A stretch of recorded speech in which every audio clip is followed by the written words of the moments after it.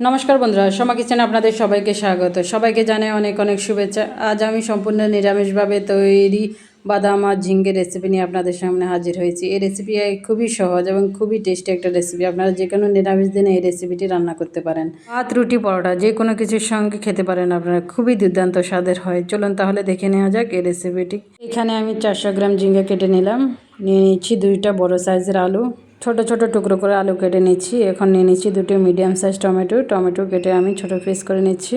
এখন নিয়ে নিচ্ছি 100 গ্রাম বাদাম আমি ব্লেন্ডারে দিয়ে পেস্ট করে নেব। আপনারা শিলনোড়ায় বেটে নিতে পারেন।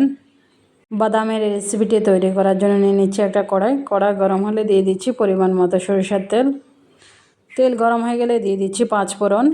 আপনাদের কাছে 5 ফোড়ন না থাকলে মুড়িও ব্যবহার করতে পারেন। দিয়ে দিচ্ছি কিছু পরিমাণে গোটা গরম মশলা, শুকনো লঙ্কা, তেজপাতা, 5 ফোড়ন আর শুকনো লঙ্কা 30 সেকেন্ডের মতো ভালো করে ফ্রাই করে নেব। এরপর দিয়ে দিচ্ছি 1 টিস্পুন আদা কুচি দিয়ে ভালো করে 1 মিনিট ফ্রাই করে নেব। এই রেসিপিটি আমি আপনাদের খুবই কম তেল এবং কম মশলায় রান্না করে দেখাবো।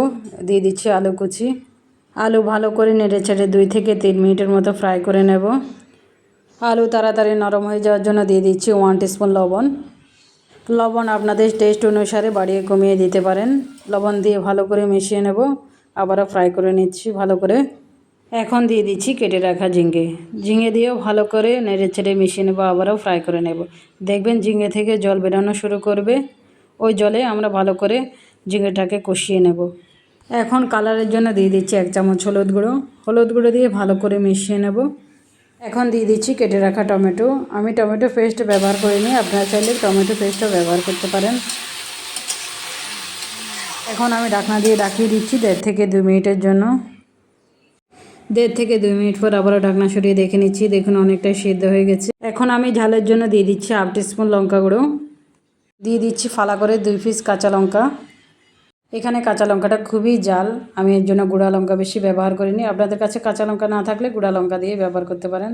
লঙ্কা দিয়ে আবারও ভালো করে মিশিয়ে রান্না করে নেব 1 থেকে 1.5 মিনিট।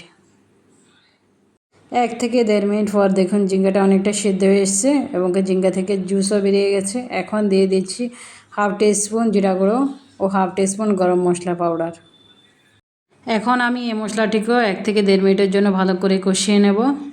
1 থেকে 1.5 মিনিট পর দেখুন মশলাটা অনেকটাই কষানো হয়ে গেছে। এখন দিয়ে দিচ্ছি পেস্ট করে রাখা বাদাম ঝিঙ্গা আলুর সঙ্গে মিশিয়ে ভালো করে কষিয়ে নেব 2 থেকে 2.5 মিনিট। বাদাম ভালো করে কষানো হয়ে গেলে রান্না হতে খুব বেশি সময় লাগবে না। এই সময় গ্যাসের ফ্লেমটি লোই থাকবে। কিছু সময় পর পর আপনারা মশলাটিকে নাড়িয়ে দেবেন, না হয় নিচে লেগে যাওয়ার সম্ভাবনা থাকবে। আমি এখানে মশলাটিকে ভালো করে কষিয়ে নিচ্ছি। দিয়ে দিয়েছি বাদামের বাটি ধুয়ে জল।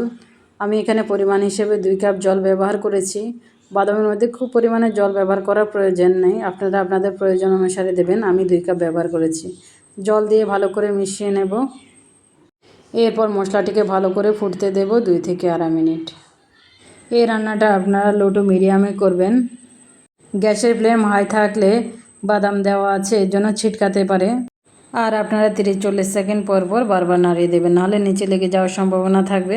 হাতের কাছে কোনো ঢাকনা থাকলে সেটা দিয়েও ঢাকিয়ে দিতে পারেন, তাহলে বাদাম ছিটকে আর গায়ের মধ্যে পড়বে না। গ্রেভিটা আমাদের অনেকটা গাঢ় হয়ে গেছে। এখন দিয়ে দিয়েছি 1 চামচ ঘি। যে কোনো নিরামিষ রান্নায় ঘি ব্যবহার করলে রান্নার স্বাদ খুবই টেস্ট লাগে।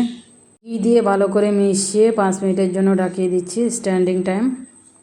এই রেসিপিটি আপনারা ভাত, রুটি যে কোনো কিছুর সঙ্গে পরিবেশন করে খেতে পারেন। রেসিপিটি কেমন লাগলো অবশ্যই জানাবেন। যদি ভালো লেগে থাকে তাহলে একবার বাড়িতে বানিয়ে দেখতে পারেন। আমার চ্যানেলে নতুন বন্ধু হয়ে থাকলে চ্যানেলটি সাবস্ক্রাইব করার অনুরোধ রইল। পাশে থাকা বেল আইকনে অবশ্যই প্রেস করে দেবেন। আমি চ্যানেলে যখনই কোনো নতুন রেসিপি দেব আপনাদের কাছে খুব তাড়াতাড়ি পৌঁছে যাবে। আজকের মতো এ পর্যন্ত। ধন্যবাদ সবাইকে।